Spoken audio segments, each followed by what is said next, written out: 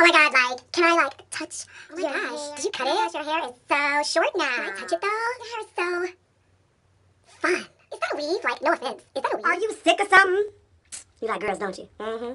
I know you always did. You are gonna do something to your hair, right? Like, it's cute, the whole natural hair revolution, but I'm good. I am good. I need to have my hair slayed, okay? I need my edges laid. This is very stylish.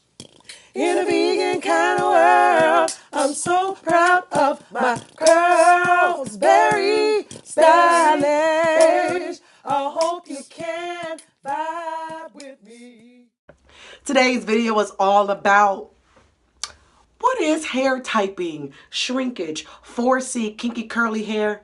Anyway, we're going to talk about all the hair truths and myths about kinky, coily, coarse hair like this. Before we get started, did you hit that bell? Did you subscribe? Did you do all the stuff that you're supposed to do? If you knew, what's up? If you're not new, you already know what time it is. So, hair typing. What is it? What's the point of it? Why are we talking about it? Why do you always have hair tutorials? Why are you always changing your hair all the time? Please answer these questions right now. Berry stylish. Here's my natural hair story. I cut my hair off in 2000, which was 18 years ago. I was 21 years old in college. I grew my hair out for like 4 months and I cut off my relaxed ends and I went from scratch. 18 years ago, there was no natural hair movement. There was no natural hair tutorials or pages or things to do for your hair. All I knew is that my hair was chemically relaxed and I did everything I could to make sure it was straight. If I saw a crinkle, I would put a relaxer on it, and I just did not have no time for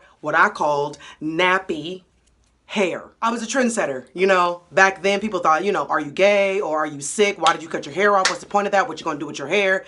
It was kind of like an uncharted territory back in 2000. But 18 years later, you have so many hair pages, so many YouTube channels that promote natural hair and celebrating it. But I still felt like there was something missing. Here's the thing. My hair is very kinky. If I don't do anything to it, it'll get tangled and matted. I don't know if you understand that or if you have an idea of what that feels like, but it is a real feeling where you have to detangle your hair, you have to style it, or it's going to be one matted ball. My hair's been called nappy, a hot mess, Brillo pad, over and over and over again. So, a while back, I read the book Andre Walker Hair, and he typed hair according to the coil. So if it's an S coil, it's a S curl pattern, and then there's a Z curl pattern where there's no definite curl pattern. But over the years, it's become 4A, 4B, 4C, 3A, 3B, 3C, 2A, 2B, 2C, and all of these categories lets people know how they could take care of their hair. So I definitely have type 4, which is the kinkiest hair out there. And I have type 4C. 4C hair is a kinkier version of 4A hair. 4A is an S curl. So when I wash my hair looks like an S, but it's a tighter S.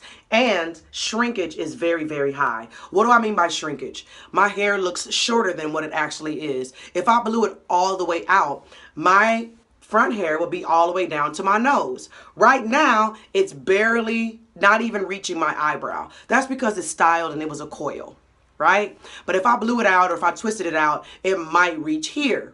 If I straightened it, it might. With that being said, there are a lot of hair pages and channels that promote type 4 hair. But when I look at the model's hair, I'm like, that hair doesn't look like my hair. And so even though we're celebrating natural hair, there are only certain types of natural hair that gets really celebrated and pushed on the page, right? So I've noticed that. Here are some myths. So the myths are black hair doesn't grow. That is not true.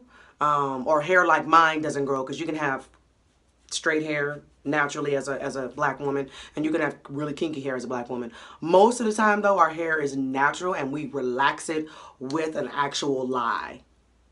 And a lye, L-Y-E, is what makes your hair chemically straightened. And once the roots grow in, you have to relax the roots to make sure the rest of your hair matches your roots, right? Or your roots match the rest of your hair. With all that being said, though, okay, black hair does grow. Okay. So for the past, I would say 5 years, I've rededicated myself to like making sure my hair is healthy. And I was trying to grow it out because, you know, length is so celebrated in this natural hair community, which I really don't care about anymore, you know. And so I felt like my hair was stagnant. It wasn't any shape or life to it. Even though it was healthy, I was like, ugh, I want to do something different. So that's why I cut my hair off. And since then, I've gotten a lot of attention and love just based on me cutting my hair and showing people that this is what my hair does on the edges. Right? This is not my hair. This is not my edges laid down at all. This is like coily hair when it's short. The reason why I'm making this video is because there are a lot of non-black people who don't understand black hair. Okay, so I already know that white people that usually tend to have straight hair. Of course, we have people who are Caucasian and Asian and Middle Eastern and Spanish speaking and Chinese, Asian, whatever. All different types of ethnicities and nationalities that have all different types of hair. But traditionally speaking, right, Caucasian people, right, have straight hair and variations of straight hair. It could be wavy, it could be super curly, whatever. But the hair shaft is straight and then it curls. Like even if you look at 3A hair or 3C hair, the shaft is straight. Then once it grows out, it starts to curl. My shaft, what makes my shaft different is it comes out curly. It comes out, the shaft is curly. That's why you have a lot of issues with ingrown hair and beards, because the hair is so wiry and thick, you know, it can grow back into it. So, hair typing, let's review. It's a chart that tells you what texture your hair is, okay? From there, you decide what kind of products and hair maintenance that your hair uses. Since my hair is dry, I drink a lot of water. And I make sure that I deep condition a lot because I need moisture and because I'm putting chemicals on my hair. And listen, I'm empathetic and sympathetic to some people, but at this point now, you can just study and listen and learn so you can understand what to do and what not to do when you are approaching another ethnicity about their cultural hairstyles. Okay, I'm not just going to walk up to a Muslim practicing woman, right, and say to her, can I touch your hijab? That's disrespectful. So if I'm not going to do that to her, she shouldn't do that to me, and nobody should be doing that to anybody else, okay? And even if you have permission, I'm probably just going to say no, unless you're a black woman. And if you're a black woman and you got hair like mine, go ahead, girl. And that's like the sisterhood thing. Is of course you can touch my hair because you know the struggle, you understand it, but still always ask a black woman before you touch her hair, period. Have I worn weaves? Yes. Are weaves bad? No. You can do whatever you want. I wear wigs all the time for my transformation, so I don't have an issue with it at all.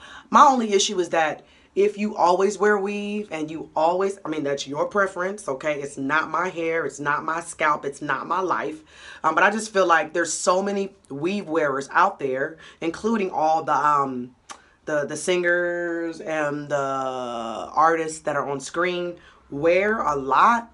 I just feel like there's not enough representation of people wearing their natural hair. That's why I think Black Panther was really, really exceptional for me, because they actually had no hair. It was bald. And they were dark-skinned women that represented and were strong and powerful and fierce. And they weren't necessarily romantic interests. So I just feel like we need more representations of that. We need more love when it comes to all different types of hair. And we need to start featuring women that have hair like mine. You know, because sometimes we just feel left out and like my hair is not going to be able to do that. If you like this video, give it a thumbs up and let me know what you think in the comments. I'll see you soon.